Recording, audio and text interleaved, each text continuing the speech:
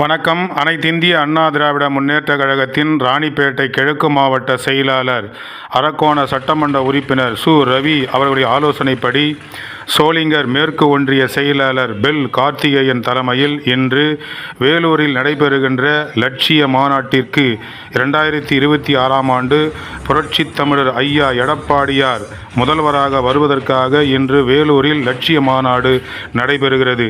இதில் சோளிங்கர் மேற்கு ஒன்றியத்திலிருந்து தொண்டர்கள் சிறப்பான முறையில் இருசக்கர வாகனத்தில் பயணம் செய்வதை இந்த தொகுப்பில் காணலாம்.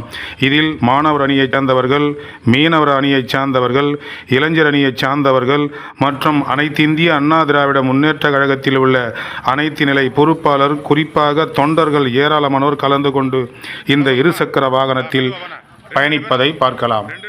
பொதுவாக மக்கள் அனைவரும் பேசிக்கொள்வது, அனைத்திந்திய அண்ணா திராவிட முன்னேற்ற கழகத்தின் தலைமையிலான அரசு தமிழகத்தில் அமைந்தால்தான் மக்களுக்கு தேவையான அனைத்து வசதிகளும் சலுகைகளும் கிடைக்கும் என்பது எங்கு பார்த்தாலும் மக்கள் பேசுவதை நாம் கேட்கின்றோம்.